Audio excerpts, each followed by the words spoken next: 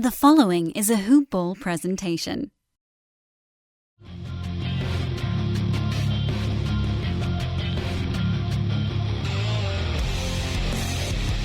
Welcome to the Fantasy NBA Today podcast.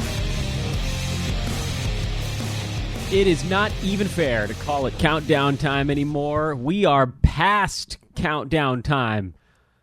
We are in imminent mode. The NBA season starts tomorrow. We got baseball playoffs going. The NBA season's about to start. Oof.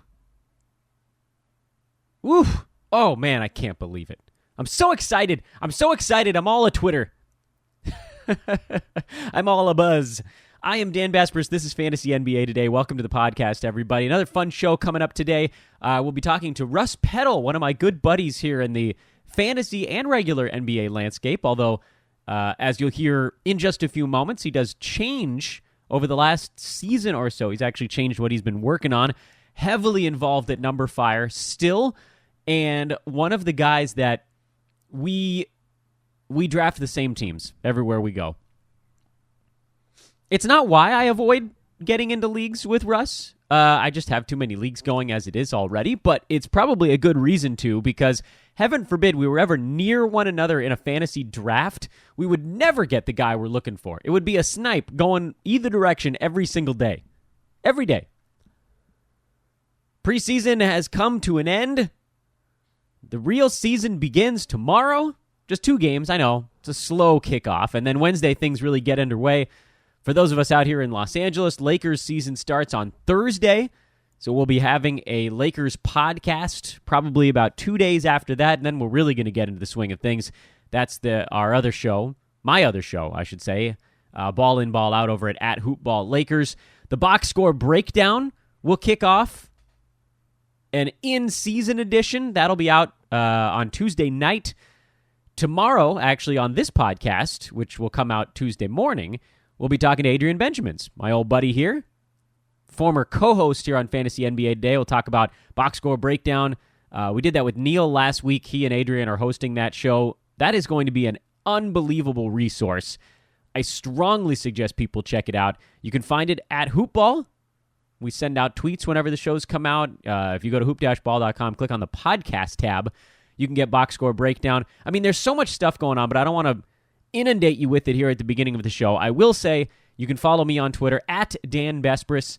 You can follow Hoopball on Twitter at Hoopball Fantasy is the blurb feed. So basically, box score stuff, injury stuff, starting lineup stuff, all the fantasy goodies come out via at Hoopball Fantasy on Twitter. And at Hoopball Tweets is the big umbrella. That's the one that sends out the most important stuff. It culls it all and gleans out the most important tweets. So before we get into all that logistical stuff, I want to talk to Russ Peddle, and there's no reason to put this thing off. Such an awesome dude, and let's get into that right now. I've said this too many times on recent podcasts, but it bears repeating. It's been too freaking long. It's been too darn long. I did a very bad job during this most recent NBA offseason of bothering guests to come on the podcast. One of the reasons is NBA offseason is when we can all kind of not necessarily relax a little bit, but focus on other things. Certainly for us here at Hoopball, it was an opportunity to kind of try to upgrade website stuff and come up with new plans of attack. And I don't want to bug everybody when we're working on that side. But now the season is upon us, and one of my best buddies here, he's been on the podcast many times. He has since changed a little bit on what he's doing on an annual basis. Not completely, but it's our good buddy Russ Peddle at Rusty Pedal Bike, one of my favorite Twitter handles as well. Russ, what's going on, man? It's good to have you back. Hey, not much, man. It's good to be back. I always like talking to you, Dan. What's new with me? Well, we actually had basketball in. I live in the Montreal area, and we actually had a basketball game here last night, so that was a lot of fun. The Raptors and the Nets played a preseason game.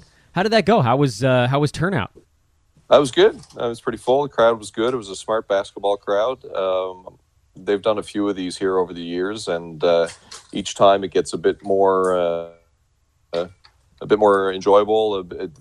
The turnout seems better, and the types of fans that show up seem like more like it's fun. The last time we spoke, did you live in Montreal? Because I feel like we've had 1,000 conversations about Newfoundland. Yeah, that's why I'm originally from Newfoundland, but this is I've lived in Montreal now for 11 years. Oh, okay. So we were just talking about where you were from, not where you were. In my mind, I was like, we talk about Newfoundland, so that's where he is. But no, that's where you're from. I got to get my facts straight. So, since the last time you were on the podcast, you stopped writing about the Raptors. You're now exclusively a fantasy writer at NumberFire. You're the head NBA writer over there, right? Yeah. What's it like to get out of the team specific stuff and to focus more on the more broad NBA and fantasy stuff? It's good. It's good to have focus. I was kind of spreading myself a little bit too thin, I think. I was writing for 2 websites, and I was doing a couple different podcasts regularly, and just kind of said yes to everything for a while there. And between, having a real-life job and family and a small child and another one on the way, it just kind of got to the point where I was just doing too much. So I decided to simplify things, and it's good. It's good to be focused. I miss the other stuff all the time, especially miss kind of being semi-involved with the Raptors beat, but it's not. It's just not something I can keep up. Honestly, I've got like three regular jobs. Holy moly! Do you keep kind of like a side eye on the Raptors? You're not writing about them, but you're sort of like you're watching them a little bit more closely than a casual fan. Have you been able to let go completely? Well, I'm a massive Raptors fan anyway. As far as my sports fandom goes, that's where it lies most. So yeah, I'm still watching every game and following. But it's funny because just earlier tonight I was on a Raptor centric podcast and was kind of almost nervous going in because I'm like, I have paid like almost no attention most of this preseason. Like if you ask me how such and such a person has looked, to be like, I don't know. I don't care how they look. What do you think about Kawhi in a Raptors uni? How does that make you feel? No, and seeing that in person last night, and just to prove that it's really real was something else. I got to say. How big are his hands in person? From the second level, still massive. But it's cool though. Like I gotta say, like there was a point where the crowd was chanting MVP during a free throw and that he was shooting, and for the first time in Raptors history, you're like, yeah, could be. And it wasn't even Toronto. No, exactly. So 4-1 for Montreal. He's got a whole country going for him right now. That's pretty good. We're hoping that's the selling point, really. That's not bad. It's not bad for a lot of these guys right now that seem to want to be the, a number one focal point on teams. Getting that type of response means a little something, and worked in sort of a different way with a guy like Paul George, who kind of wanted to have all the good stuff but none of the scrutiny, and he gets that in Oklahoma City. And if it turns out Kawhi wants to just sort of be the man, he could certainly get that in Toronto. But let's talk fantasy stuff, because that's what you're into right now. Again, you can follow him on Twitter at Rusty Pedal Bike, RUSTY Pedal Bike, just like you would pedal a bicycle. You can find him on Twitter at that handle. He's the head NBA writer at NumberFire. Have you done any significant drafts yet? This is like draft season right now, right?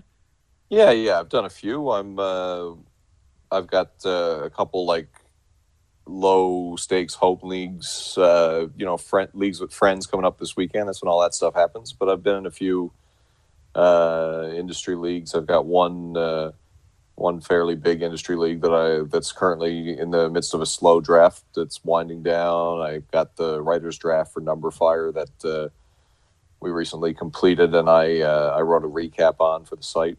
How those going? They went well. I like how things are going this year. I got to say, I like where things land in the rankings and different people I can get at different points that I haven't been able to get in the past. And I find it's a good year, and I'm getting a good diverse portfolio, as it were. I like to, have a lot of different players on different teams and just try things out. I find that's one of the fun things about fantasy is just kind of, having rooting interest in every game. And yeah, so it's good. are there any you said you have a pretty diverse portfolio. Do you find that at the ends of draft you end up with the same 3 or 4 guys, or is that changing too? Yeah, no, absolutely. A lot of the the main sleepers I'm targeting, or guys that I'll grab a little bit before their ADP or their ranking on whatever site we're drafting on. I'll end up with a few of the same guys there.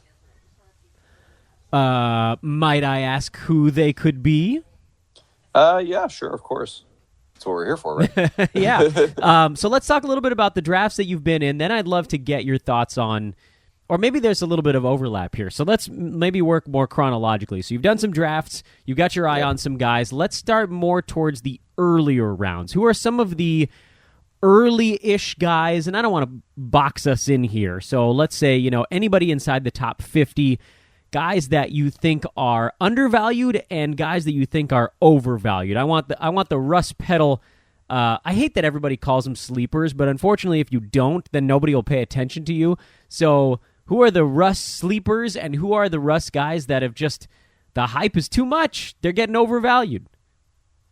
Okay, well, first and foremost, like we just talked about Kawhi, I don't want to use the word sleepers either. Sleepers, I think, more like past pick 100 guys like that. Like anyone in the top 100 that you're picking, I'm looking more like breakout potential or to bust their ADP basically. Kawhi Leonard is a mild one, of course. He's going 13 on Yahoo and 12 on ESPN. But last healthy season, we're looking at a someone between a top 3 and a top 6 players last 3 healthy seasons. So I like getting him at the end of the first or at the beginning of the second. If I'm near the turn, I just adore picking him up. I'm targeting, I like kind of as a post sleeper potential, Miles Turner. Everyone was in on him last year, looking for that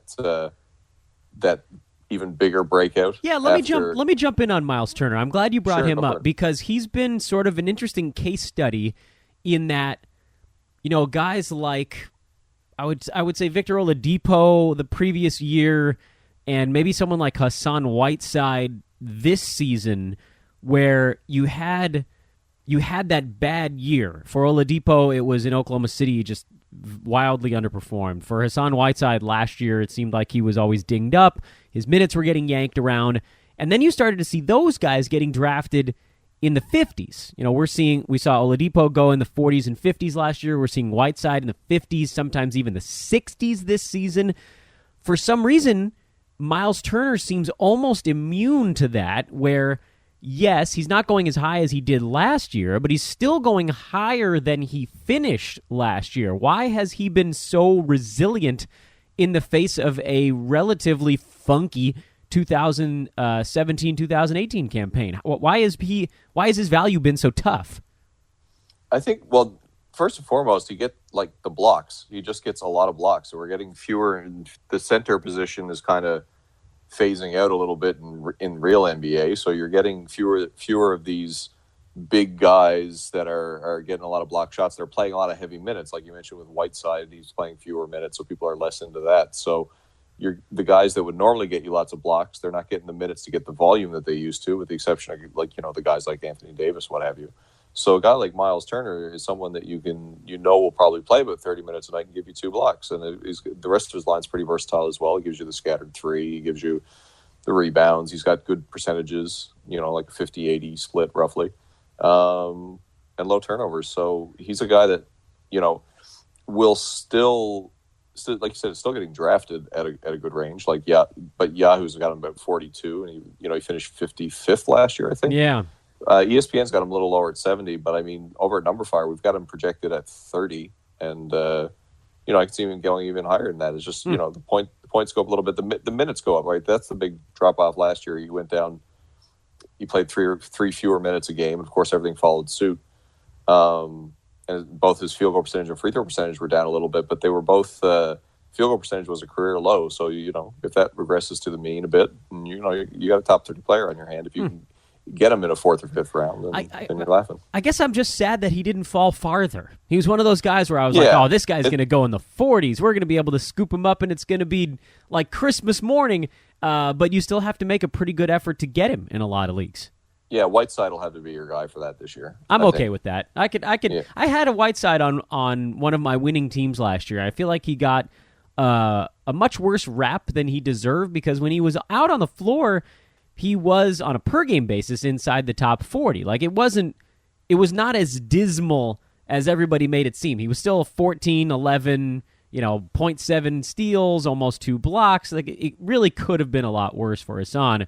And he took it on the chin, man. His ADP has fallen like a boulder this year, despite the fact that he's actually looked pretty good during the preseason. So anyway, I jumped in. I just wanted to talk a little bit more Miles because he's been, I thought, kind of an interesting focal point here of a post-type guy who didn't take the hit like a lot of his compatriots might have.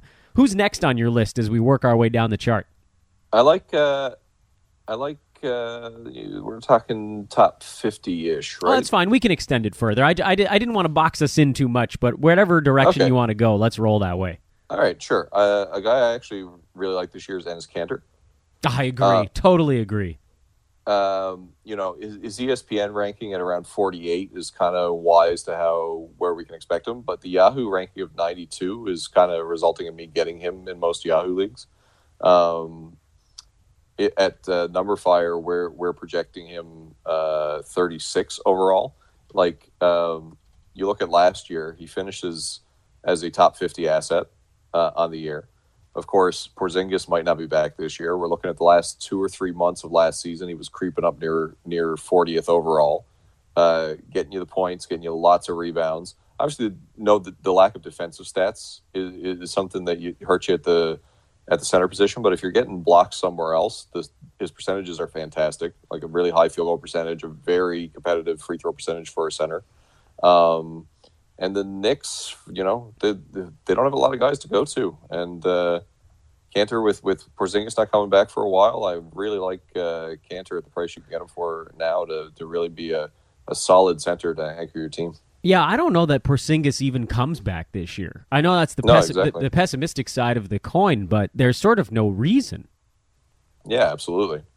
He's a guy I'm really high on. Another one I really like, again, on Yahoo, you can get this guy, Robert Covington. You can get him around 52 on Yahoo, which is close to where he's going, but ESPN's got him ranked all the way down to 150. I see him slipping things. I find just in general, and it's funny because this will preface an article I have coming out on Friday with 10 bold predictions for the fantasy season. And my bold prediction, if you're ready for it. No, yeah, hit me. Is that the top fantasy asset out of Philadelphia this year will be one Mr. Robert Covington. Ooh, that's a fairly warm take because he's getting drafted third on that team in basically every single fantasy draft. But I like it. I think that's a reasonable take because okay, so I'm more of a 9-cat guy. Is that what you were referring to as well? Yeah, I am too. Yeah, so that would have to be the case because 8-cat. If you take turnovers out, then Covington's value drops, and Simmons and Simmons and Embiid go up. But in a 9-cat like situation, you're getting Simmons and Embiid in the second round. You can get Covington like 5th, 6th later in some leagues, depending on which system you're using, and if you're drafting with people who typically follow the rankings that are given in the system. Mm-hmm. But you look at there are a lot of things to like about Simmons' game, but like the lack of threes, the low free throw percentage, the high turnovers. Same thing with Embiid, the low free throw percentage, the high turnovers. Not a whole lot going on in the steal department. Those two guys, they're great, but they might not hit their ADP. And you look at a guy like Robert Covington over the last 2 months of last season, he was a top 20 asset.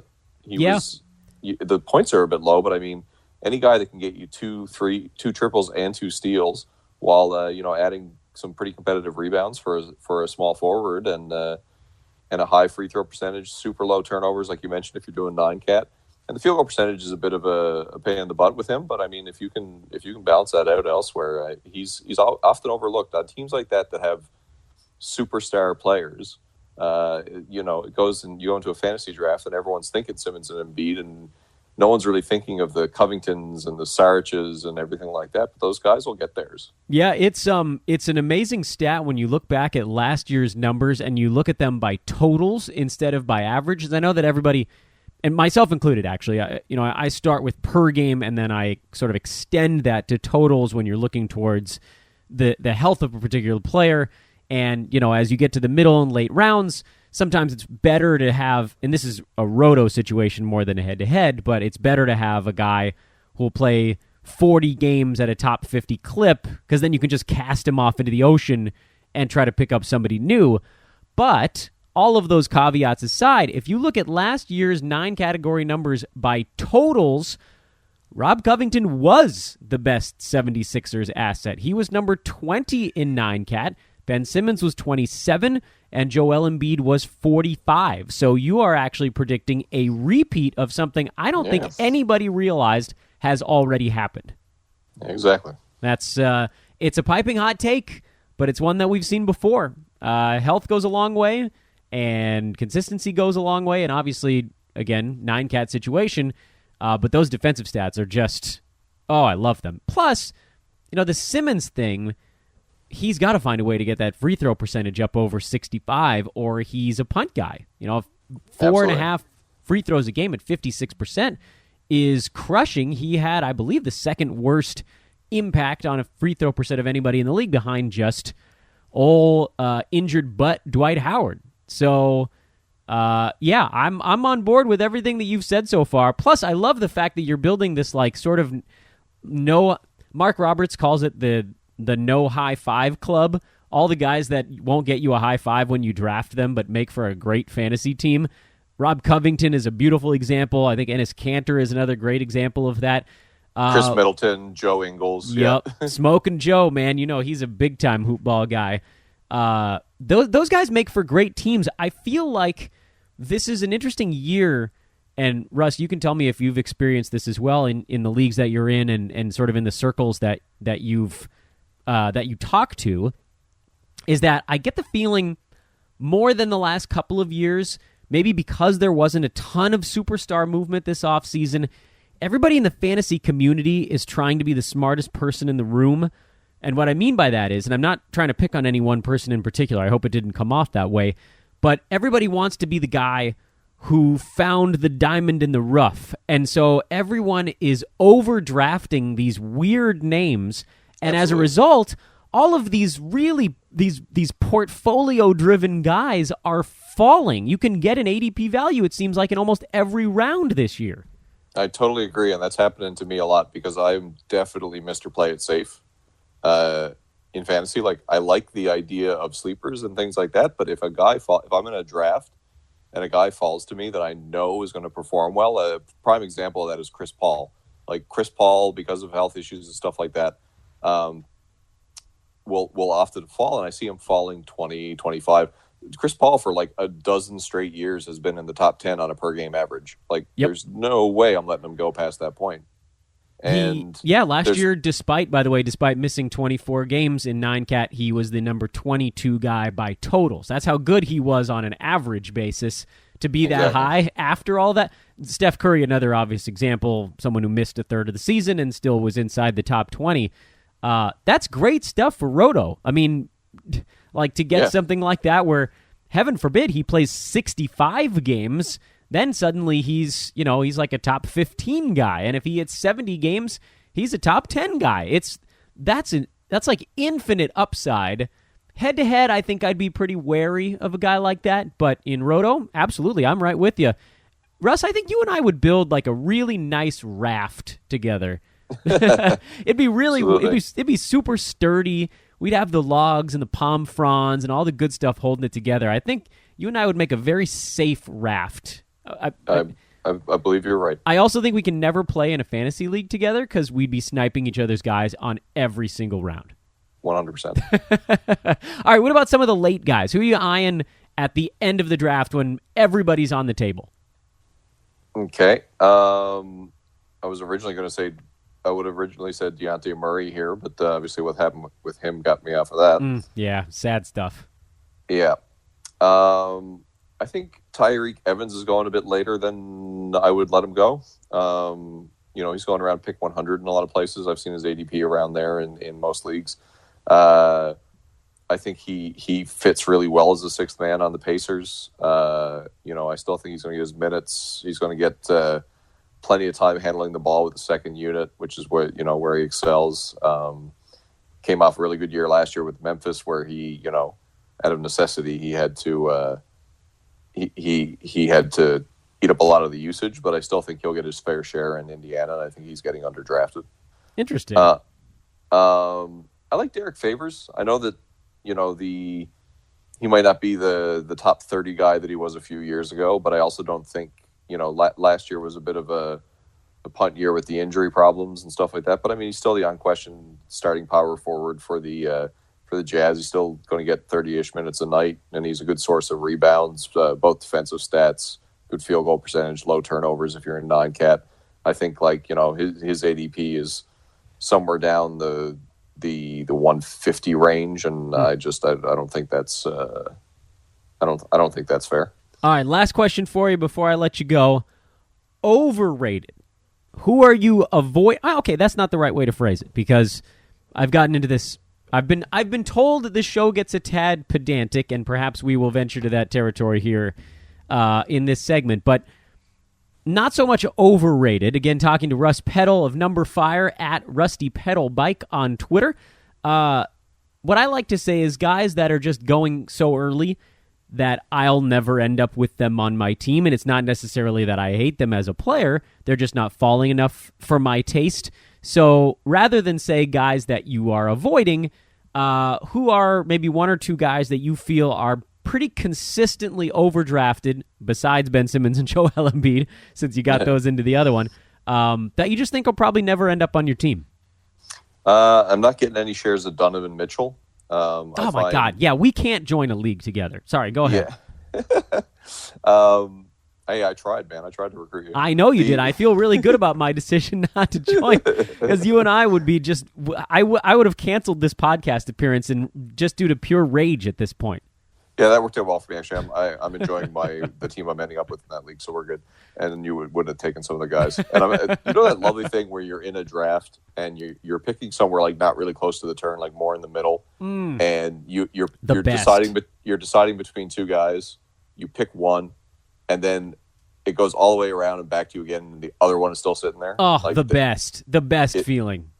The best, and it's happened to me a couple times in that. So if you had been there, I know that wouldn't happen. No, anyway. We're both looking at the exact same dudes. Donovan Mitchell, completely agree. He doesn't. Yeah. He needs to score like 35 points a game to get to that next threshold, and I don't see that happening. Yeah, I mean, he's going around like 15, 16, 17 in some leagues. Like, I think I just think that guys that when young guys have good years, everyone just assumes that the next year they're gonna jump like 2 or 3 levels. And you know what? Like that's not necessarily the case. Like that's not going to happen for him to. He finished 54th last year, and then he's going into his sophomore season. It's reasonable to think he will improve on it, but to go like 15th after going 55th, 54th last year, like I'm not willing to pay that price. Another one, and like the number one guy that I am not getting a single I'm share so of excited this to year. hear what you're about to say. I hope it's the person that's on my mind. We'll see. Is Devin Booker. Oh, that actually wasn't who I thought you were going to say, but I agree. I was very anti-Devin Booker last year, and for some reason I feel like but people aren't talking about him as much this season, so that's probably a good thing. I mean, the hand surgery obviously plays into that, but still he's going around pick 25. I think his ADP right now across the industry is 24. And, I mean, last year, the last 2 months of last season, like after the All-Star break, he was the 70th player overall. And he's a good young guy, obviously, with a lot of upside. But, to top 25 is not I'd really be surprised if that's happening for him this year, especially Phoenix is still a young team without much going for it, but there are more mouths to feed. They're quite simply I don't think he's going to have to carry as much of the load. And with that being the case, I don't see how he ranks in the top 25. I really don't. Yeah, I mean, looking at his stats and I've been accused of hating on some of these guys, and he was probably on that list. I just, the damage he does to field goal percent, insanely high volume, 43%, terrible turnover situation last year, doesn't do much on the defensive end. Like, there are worse defenders out there, but his numbers are pretty bad for a guy playing 35 minutes a night. So it comes down to scoring and assists and threes, and it's that same thing where it's like, look, he either is going to have to make like 4 threes a game to push himself up one bucket, or he's going to have to score like 33 points a game to push himself up to that next bucket, because the other stuff in his fantasy game is already kind of either maxed out or minimumed out, so to speak. So, exactly. Totally agree with you. I thought you were going to say one of these buzzy centers, not because, again, I don't like them, but I feel like Jared Allen's gone really early in a lot John of drafts. Collins and Jared Allen and those guys. Yeah, and I think they're going to have good seasons, but I also feel like they're getting priced out a little bit these days. Yeah, I totally agree with that. Yeah.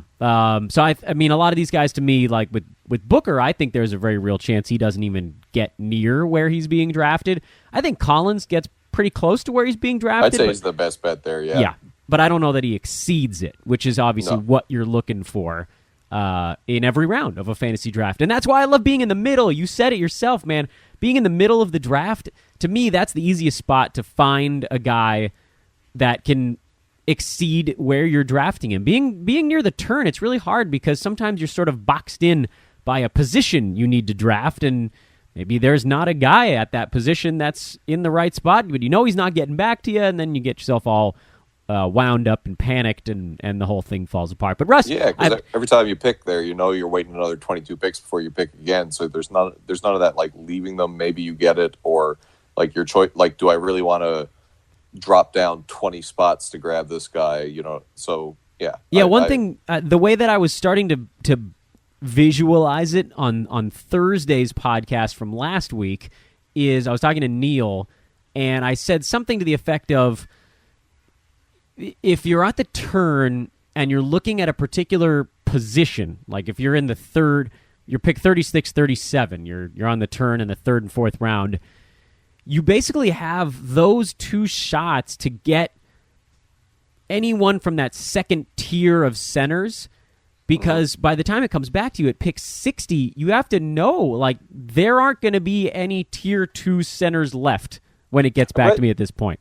I'm glad you mentioned that, because I find in a lot of drafts that I've been doing, I'm ending up with a lot of guards early because of my draft position and missing out on, like, if I don't take Anthony Davis or Towns at the beginning, and I'm not really high on the Embiids and the Drummonds. Well, not that I'm not high on them, but I don't end up with them. And then all of a sudden we're going down through, and I get it's either reach down and fill the position, or just draft best available. And within the first 7-8 picks at least, I'm going best available every time. So I'm just ending up with these teams where, like, my first 3 picks will be like Steph Curry, Kyrie, or like Kemba Walker and Kyle Lowry or something like that, and then all of a sudden I have no bigs. There is something to, like, where you're drafting and what pool of guys that's just going to sort of be at your doorstep. It is a weird dynamic this year, and it seems like it's playing out more this season than last year, but I also feel like maybe some of that is just my inability to remember exactly what happened last year. Totally. Russ, I've taken up enough of your time. Thank you so much for spending a few extra minutes with us here. It is always a distinct pleasure. Can we do this again in a couple weeks? Absolutely, anytime, Dan. Hell yeah, that's what I wanted to hear. He is Russ Peddle. He is at Rusty Pedal Bike. He is the head NBA writer at Numberfire. You can follow them on Twitter as well. Numberfire. Just write it the way I said it. We've also got a coupon code associated with every single guest that comes on the podcast these days. Good for $3 off any product over at Hoopball, including the draft guide if you still need it here late in the game.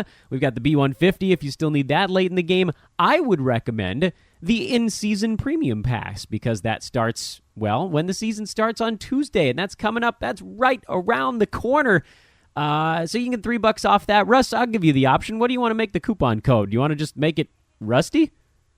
Yeah, it sounds good. All right, Rusty it is. RUSTY is the coupon code. That's an easy one to remember. Russ, thanks again, my man.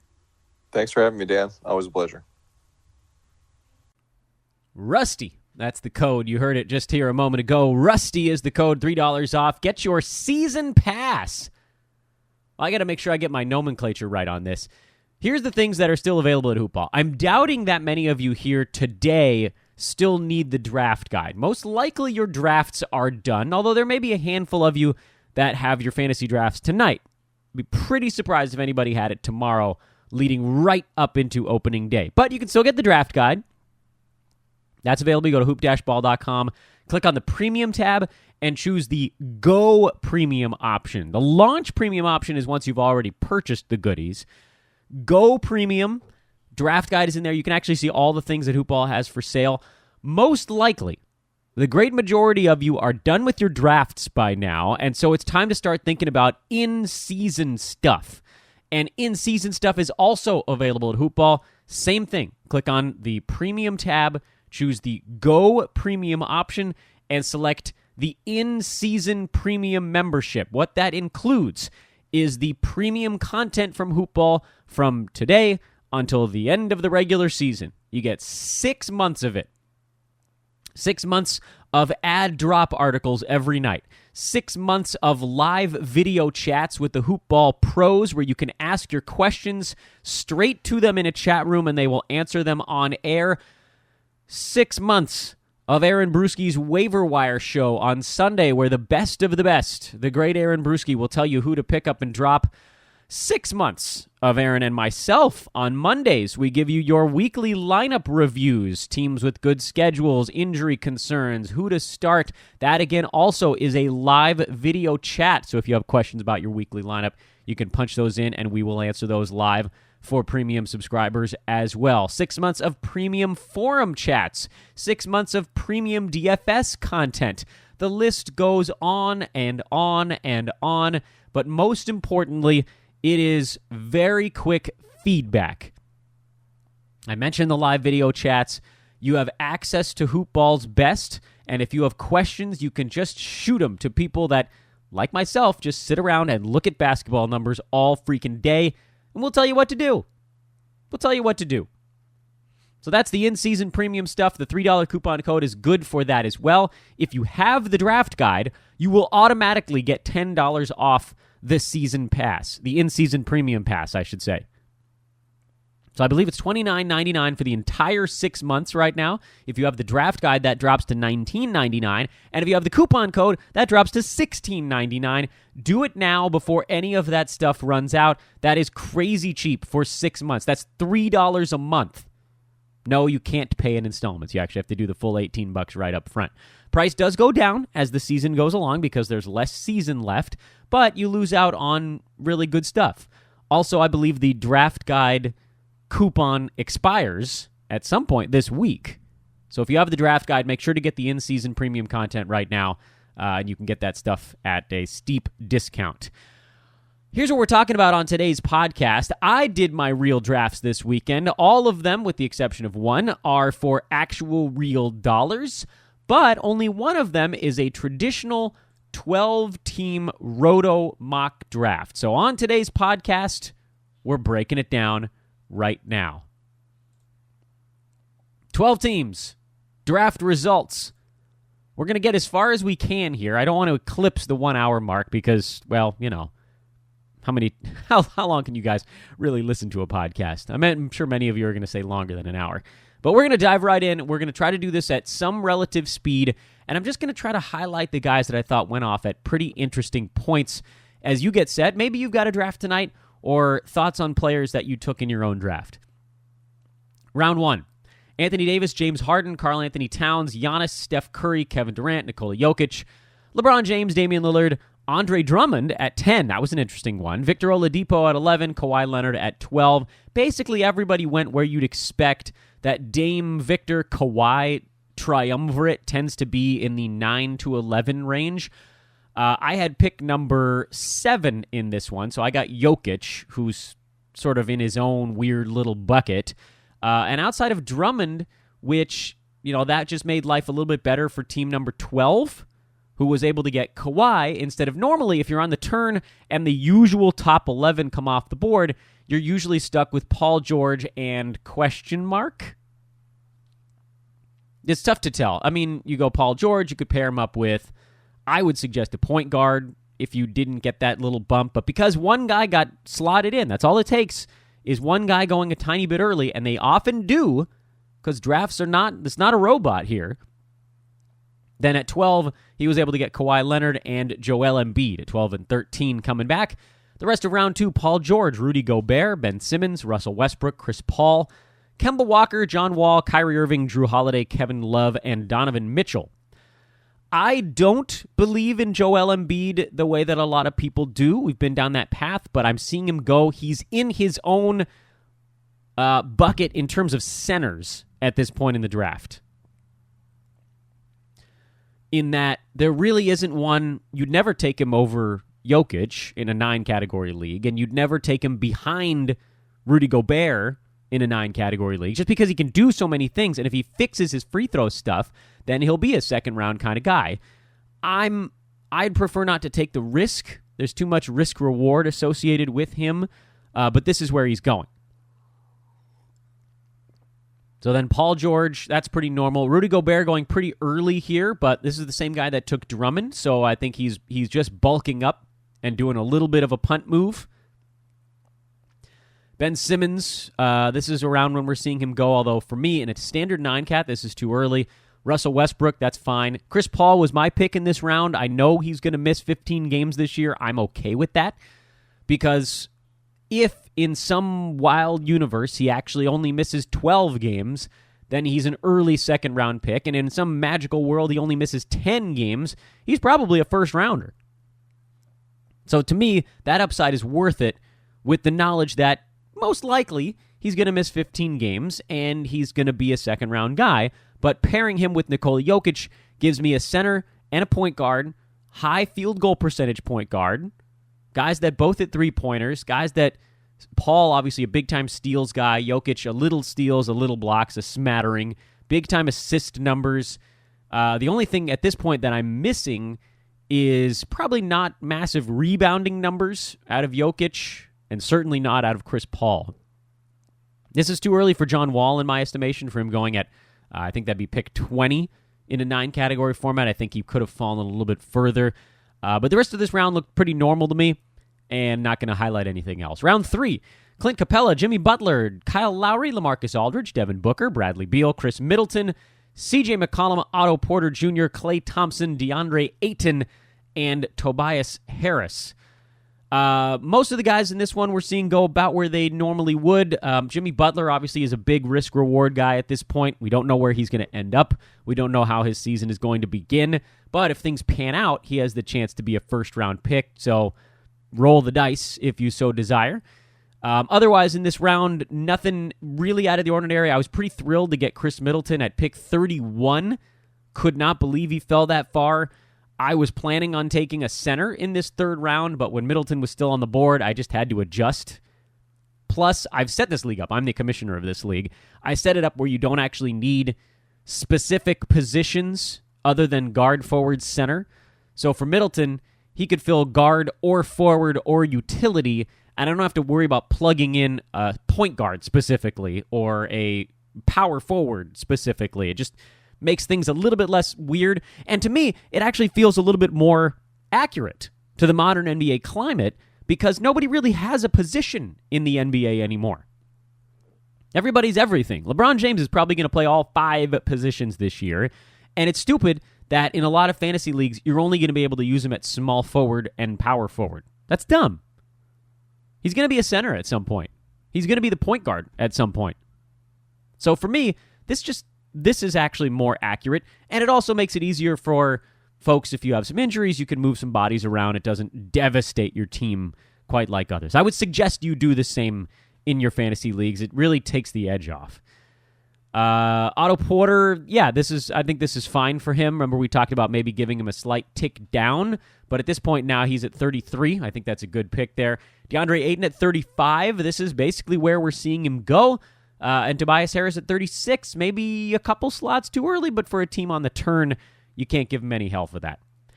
Round 4, we'll rattle them off real quick again. Bledsoe, Jamal Murray, Aaron Gordon, Jared Allen, Draymond Green, Miles Turner, Marc Gasol, Blake Griffin, DeMar DeRozan, Gary Harris, Mike Conley, and Dennis Smith Jr.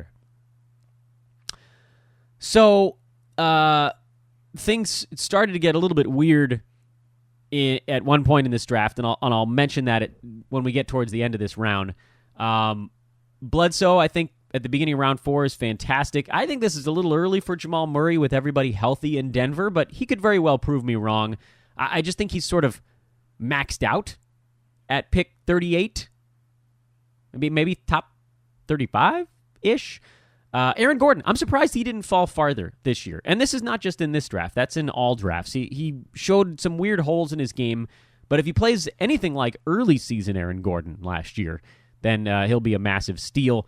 Jared Allen, we started to see him dropping a little bit in drafts after a slow start to the preseason. He had one big game, and then he got bumped right back up where he was before. That is pick 40 right here.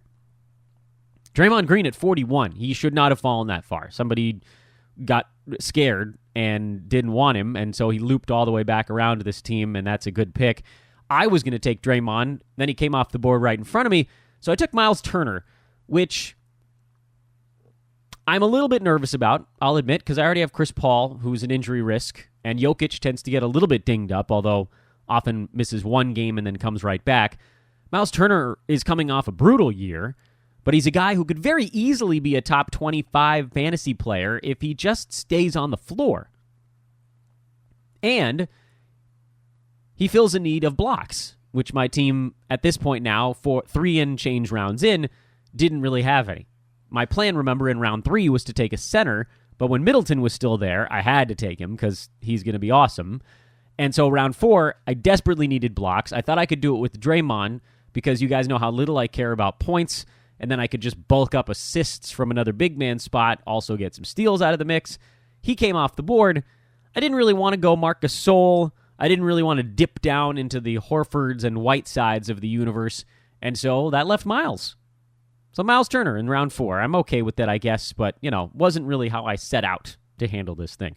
Marc Gasol, I think that's a good pick. Blake Griffin, this is too early for him, for my taste. Now, I'm not going to pick on too many selections as we break this thing down, just kind of offering thoughts, but given his injury history and his weird 9-category stat set issues, this is a little bit too soon. DeMar DeRozan, Gary Harris, Mike Conley, all of those are very reasonable picks here. Dennis Smith Jr. as the last pick of round 4 is way too early. He was going to be around for at least another 2 rounds. But this is also where we found one of our users had his screen freeze up and couldn't figure out what players he was ending up with. So we dialed it back, and he picked the wrong guy because we had outlawed a few players that had already gotten selected afterwards. And we kept dialing it back to make sure it fixed. And then I found out that Yahoo, and this is something for all of you out there that are in Yahoo leagues, maybe you're going to be a commissioner someday, you can only dial Yahoo back 5 times before they just cut you off. Presumably it's because their servers have so many things going on, but that's still stupid.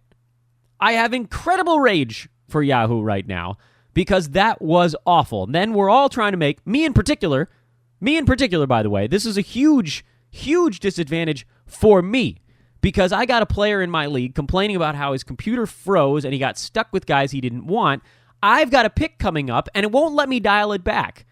So I'm trying to fix a thing while also making my own selection. At least for everybody else, they can complain in the chat room, but they're not trying to fix it while they make their own picks. So Yahoo, you screwed me up in round 5 and even potentially in round 6 because it threw off my whole plan at this point. Anyway, needless to say, we got it sorted out. I cut and pasted the list of guys that were picked originally. After the draft was over, I went back in as the commissioner and I moved the guys around to the proper teams.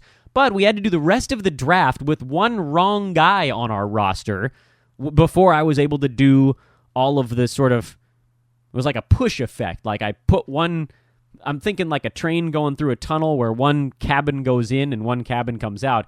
It was a little bit of a round-robin thing. So at the end of it all, this team got Dennis Smith Jr. and Paul Millsap. And I'm not even going to break these things down because I can't remember which of these things were supposed to happen and which weren't. And the rest of this round, and I'm going to do my best to remember how they actually turned out here, because this is where things got a little bit screwy. So it went Paul Millsap at the beginning of round 5, and that was followed by Nick Vucevic, Hassan Whiteside, DeAndre Jordan, John Collins, Al Horford, Taurean Prince, Will Barton, Enes Kanter, Jeff Teague, Joe Ingles, and Jonas Valanciunas. Okay, I got that right. So here's the thing. I ended up with Taurean Prince at pick 55, which sounds good, right? Taurean Prince at 55 is fine, but it wasn't what I was trying to do. At this point, coming out of round 4, I had 2 centers, but I really didn't have much in the way of field goal percent, like a big boost kind of guy. I had all decent field goal percentage guys. Jokic is like 50-51. Chris Paul is very good for a point guard. Chris Middleton is solid for a shooting guard. Miles Turner is fine. He's like high 40s. But I didn't have that one guy that was like a 53 or a 54 that could just kind of step on the accelerator in that one category, and also some rebounds. So my plan in this round was originally, by the way, to take Hassan Whiteside, but he was off the board already. And then my next guy up was going to be Enes Kanter. And then all hell broke loose. And I forgot. I lost track of where Enes was. I was looking at my queue. Different guys had come off the board, so they popped out of the queue. So it wasn't like I could remember where they all were. When I rolled it back, it doesn't put the guys back in your queue in Yahoo. And I forgot. I flat out forgot to take Enes Kanter. That was my guy here. So I took Taurean Prince, which is going to be fine, but it actually hurt field goal percentage instead of trying to help it in this round. Oops. Otherwise, as you look at the players in this round, I think these are all relatively decent picks. I don't have any huge issue with them other than the weird stuff that happened mixed in. Worth mentioning, by the way, we're seeing John Collins fall fast and hard because of that ankle injury. He's now falling into a realm where he's become a value player again. Round 6, Nico Mirotic, Rob Covington, Nicholas Batum, Zach LaVine, Gordon Hayward, Josh Richardson, Jason Tatum, Ricky Rubio, Chris Dunn, Jonathan Isaac, Luka Doncic, and Steven Adams. I like a lot of these. I like a lot of these picks in round 6. I ended up with Josh Richardson, who would be pick 66 in this one. And that's fine. Again, I missed all my centers because after I forgot to take Enes Kanter, Jonas Valanciunas came off the board at the end of round 5, which left me sort of in a lurch on that one. I wasn't going to take Steven Adams and tank what, to this point, is a really good free throw shooting team. I have a great foul shooting team in this league. And Josh Richardson was still on the board, and I thought, you know what, I'll take another one of these across the board guys. He has a decent field goal percentage for a guard, and he's a rare guard that can block shots, so that was kind of a cool little boost. I'm pleased with Richardson at 66. I've seen him go in the 50s a lot. I think that's beating up his value a tad, but in the 60s, you got room for about 2 rounds of boost, depending on who's healthy in Miami and whether or not he can take one more small step forward.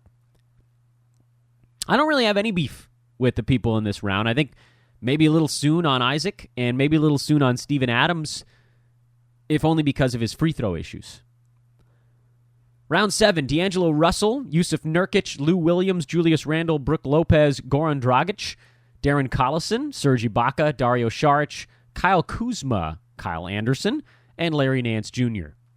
You guys know I don't much care for D'Angelo Russell. At pick 73, I'd prefer to wait a little bit longer. Yusuf Nurkic at 74, I think I like where he's going this year. Nice little value proposition for a guy that, even if he falls apart, he's not going to be that bad of a pick at 74. Sweet Lou, Julius Randle, you guys know me. I'm not a big Julius guy, especially in 9-cat. He leans more into that points league territory. Lopez, Dragic, those are fine. Darren Collison was my pick, the first of my old men I grabbed at this point. But again, managed to grab a guard who's really good at percentages. But you can see at this point, I continue to flail in rebounding and field goal percent.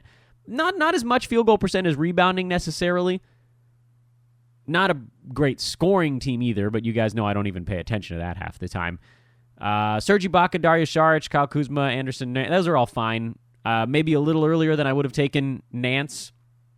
Maybe a little earlier than I would have taken Kuzma. And maybe a little early on Serge Ibaka, but not by a ton. He's going to get you a few blocks and threes, and that's kind of an interesting combo. Round 8. Buddy Hield, Lonzo Ball, J.J. Redick, Brandon Ingram, Wendell Carter Jr., JaVale McGee, Dwight Howard, Andrew Wiggins, Tim Hardaway Jr., Tyreek Evans, Lauri Markkanen, and Trae Young. At this point in the draft, obviously you finished 7 rounds, so we're now at pick 85 as we open up this one, and this is what you're officially now in no man's land, for sure, at this point. So you grab guys based on need or desire or upside. And so the only ones that I'd take any real issue with would be Dwight Howard, if you're not punting. If you are punting, fine. Perfectly good pick. Andrew Wiggins, to me, if you're not punting, is a tough one, even though he can score a bit. Lauri Markkanen, because you're going to be sitting on him for 2 months. But when he comes back, he'll obviously be better than this. And then Trae Young, because in 9 category formats, he's going to be a struggle. JaVale McGee is my pick at this round. This is earlier than I should have taken him. This is pick 91. And frankly, he should be selected in the hundreds. But at this point, I really wanted someone to, like I said, to sort of put an iron boot down on field goal percent. Some guy on my team that's just going like 5 for 7 every night. And even though it's not high volume, it adds up. When everybody else on the team at this point, with the exception of Taurean Prince, is a decent to good field goal percentage guy, but no one great, you need one guy just to kick you right up over that edge. And there aren't big rebounding dudes left at this point. Very few that you're not going to have to sit on for a while. So I sort of missed the boat on that one.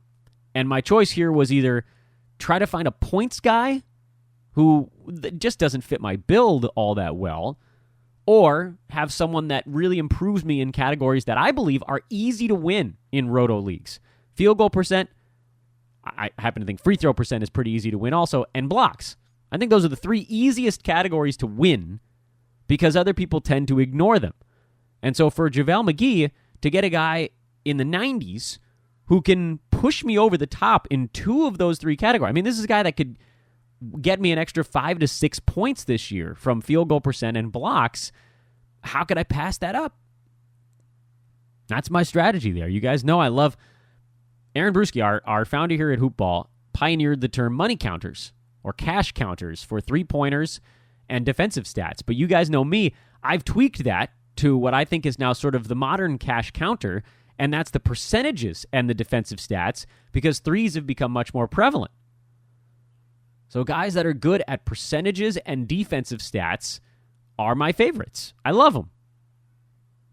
And at this point in the draft, it's tough to find somebody who's good at all 4 of those. They just don't exist here. But if you can find somebody that's good at 2 or 3 of them and doesn't crush you in the other stuff, then I like that. Round 9. Mo Bamba, Boogie, Jaren Jackson Jr., Thad Young. Not me, by the way. I didn't get my guy Thad. Kentavious Caldwell-Pope, Harrison Barnes, Evan Fournier, Eric Gordon, Danilo Gallinari, Jabari Parker, Willie Cauley-Stein, and Rudy Gay. I'm upset because I thought Gallo would make it back to me at a later round. He was a guy I was targeting in roto leagues for his insane per-game production and the ability to just cut him loose when he gets himself hurt. So I ended up with Evan Fournier in this round, which is a super boring 9th-round pick, but also a guy that over his last couple of seasons has basically shown himself to be a top 75 player when he's on the floor. Has a tough time staying healthy, we'll give you that, but, you know, he's managed to push his field goal percentage up to around 46 while making over 2 3-pointers a game. He's a mid-80s foul shooter now, and he can score 18 points a night while getting about 1 steal and 3 assists. So it's super boring, but you can get points late in the draft at this point. People sort of forget about him. You can get decent percentages, which, as we just said, that's an important thing, and some threes, which I don't know that I needed necessarily, but, you know, you're not going to turn it away when the guys that came behind, I mean, you heard the guys that came behind him, those guys are less sure bets at this point. And round 9, I'm not willing to take a full-on shot in the dark, like eyes closed, dart at the wall kind of guy. if somebody like Fournier is still on the board. By the way, I have no problem with the picks that came after me in this round. Round 10, Trevor Ariza. Somebody else took my old guy. Markelle Fultz, Carmelo Anthony, Malcolm Brogdon, Dwayne Dedmon, Pat Beverly. There you go. There's one of my old men. I got him. Love it. Got some rebounds out of a guard, trying to shore up that problem on my team. Alan Crabb, Jakob Poeltl, Kent Bazemore, Jeremy Lamb, Elfrid Payton, and Dennis Schroeder. I would have loved to get Bazemore coming back in the next round. That was the other guy I was considering at this point, but I really wanted a guard that rebounds, and Beverly has shown himself to be that kind of guy. And so we're just going to see how that goes. We're going to hope it works out. I mean, looking back, I probably should have taken Baze, but here we are. I didn't. Slight regret, I suppose, on round 10. But I do like Pat Beverly. I think he should have a pretty good year. Again, at this point, you can't really pick on selections because we're so late in the game that this is a, what-if section of the draft. Round 11, Karis LeVert, Bobby Portis, Rondé Hollis Jefferson, De'Aaron Fox, Wayne Ellington, Fred VanVleet, Marvin Williams, back on Team Old Man over here, Jordan Bell, Jaylen Brown, Reggie Jackson, Derek Favors, and Mario Hezonja. Again, not much in the way of excitement in terms of my pick in this round. But when you look at the guys that came behind Marvin Williams to get a 9-cat dude that's going to boost you in turnovers, defensive stats, threes, decent percentages, some rebounds. Again, now that Dwight is gone, he could get himself back up to that 5.5, 6 range. That's a big deal. How could I say no? Round 12, Pascal Siakam, Marvin Bagley III, Marcin Gortat, Al-Farouq Aminu, James Johnson, Taj Gibson, Bogdan Bogdanovic, Patty Mills, Etuan Moore, Markieff Morris, Kelly Olynyk, and Kevin Knox. Taj Gibson was my pick in this round. I went old again. This is a theme, by the way. I went old the whole way through, basically, once I got to round 10. The Dan Besbris old man squad coming in hot. Again, needed rebounding, and I think Gibson is going to grab 7 to 8 rebounds per game as long as Thibodeau just runs his butt into the ground. And I didn't see too many other options on the board that had the opportunity to get 7 to 8 rebounds a game while helping you in field goal percent, getting a little under a steal and a little under a block most nights. Some scoring, probably like 11, 12 points a game, and just doesn't kill you anywhere. Low turnovers, again. How can I beef with that? I mean, I got this guy, what are we now? Round 12, so pick 150? Am I getting that right? No. Excuse me, that'd be round 13. So this is 18 before that, 138. Pick 138. I mean, Taj Gibson was a top 50 guy last year. Top 50. He played in all 82 games, and that's why. But on a per-game basis, he was top 75. I got him in 138.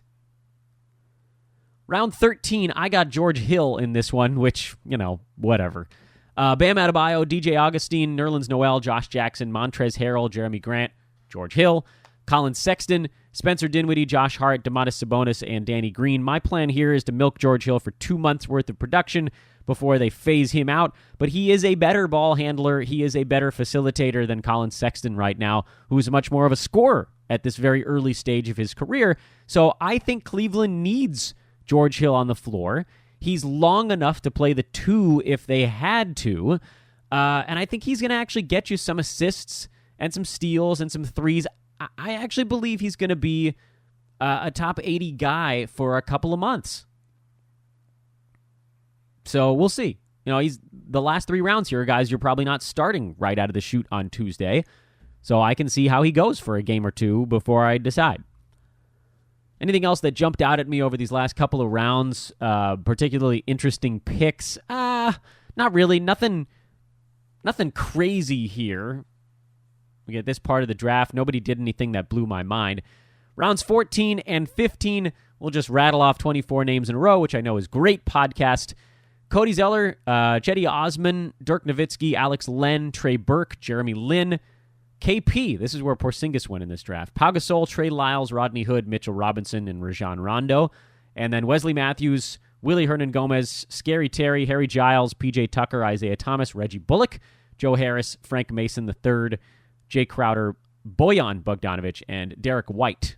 Those are the last 2 rounds of this draft. A couple of interesting picks in there. I think Pau Gasol is a pretty good pick, actually, at this stage in the draft. He's going to do a few interesting things at the center position. I think Rodney Hood is a pretty good flyer pick at this point on the weird chance he stays healthy and scores 17 points a game as Cleveland's kind of number 2 option. Wesley Matthews being overlooked this year. He'll be a top 100 guy, provided he gets to stay on the floor. Willie Hernan-Gomez, not starting, but could, because Cody Zeller rarely stays healthy for more than 2 or 3 weeks at a time. Isaiah Thomas, I think, could actually have an okay season. If you're in a keeper league, this would be a wonderful place to get him. And my 2 picks were Jeremy Lin and Reggie Bullock, and I immediately regretted both of them. Jeremy Lin, I think there is some upside here, so I'm going to sit on him for a couple weeks and see what his role looks like with Atlanta. If he's playing 25 minutes off the bench, he's going to go high usage with them, and so that would probably be enough. Reggie Bullock is just not interesting, but in a 15-round, 12-team format, as you just heard, not many guys left at the very end of this thing. There's a couple of guys on the waiver wire that I would give an ever so gentle nod to. You know, like Avery Bradley, I think, is floating around out there. TJ Warren is floating around out there. But, you know, maybe like a Mo Harkless if he were to actually stay healthy because he could do some defensive stuff. There's just not much when... And I know, 12-team league, you're thinking, what are you talking about? Like, there should be somebody left at the end of the draft. But a lot of 12-team leagues only have 13 rounds. We went 15 on this one. We go deep bench, again, with a high games limit to make the bench more interesting and more relevant. So 15 rounds at 12 picks, you know, we're 180 players deep. That's a lot of guys off the board. So we'll see. I'll probably let Reggie Bullock play a game or 2, see if he actually has a role in that Detroit offense. He was great for them down the stretch last year as kind of a high percentage shooter. But if he doesn't pan out, you cast him into the ocean, which is basically what you should do for any of your guys drafted after 150 or 125 that it didn't work for you. The end. That's how that goes, ladies and gentlemen. I know, kind of a long podcast. I think we're just over an hour at this point. But I did want to mention here at the very end of the show, tomorrow, again, we're going to talk to Adrian Benjamins about the box score breakdown. Tomorrow will be our last show that airs before actual games start happening. And then we can start breaking that stuff down. I mean, holy moly, I'm so excited. And I'm also going to take a moment here at the end of the show to remind you once again that your coupon code is RUSTY, RUSTY, $3 off your in-season premium membership or anything, frankly, that you want to go get over at Hoopball. That code is good until we decide to turn it off. Coupon wars are happening. If you missed that code, there are other $3 codes floating around that we're tweeting about. Podcasts over the last 4 weeks have all had coupon codes in them. We'd love it if you could join us over here as a premium member at hoop-ball.com. And finally, we're still in begging weeks here on Fantasy NBA Today. I get down on bended knee once more before you, my wonderful listeners, and ask you, please, if you're listening to this podcast and you enjoyed what you heard, subscribe to the show. It's so important for us. Subscriptions. There are people out there, by the way, there are podcasts. I read an article about this. There are podcasts out there that pay these farms. You've probably heard about troll farms. That's been in the news because of political stuff. But they have these farms of people that can be paid to just subscribe and unsubscribe to podcasts every day. So there are pods out there that stay on the iTunes top charts, even though no one is actually listening to them, but they're paying thousands of people to just click subscribe and then at like 11:59 p.m. unsubscribe. So that way every day they get thousands of new subscriptions. Well, we're competing with that with actual real human beings. You guys will never be able to hit that mark. But if a handful of you subscribe, it makes a big difference. It moves us up the charts. More people can find us. And if you really love what you're listening to, a positive rating or a review would be fantastic as well. That is our currency over here. It's my lifeblood. And this pod is my baby. You guys know that. I take this very seriously. I have a lot of fun with it, but I think we've covered some pretty good stuff. Once again, I am Dan Besbris. Have a wonderful Monday, everybody. Again, back with Adrian tomorrow for our last show before the season begins. And then, who the hell knows after that? By the way, Aaron Bruski will be hosting a weekly lineup show tomorrow for those of you on premium subscriptions. That begins tomorrow. so you can get your lineup set for day 1. 24 hours to go. Let's get there. So long.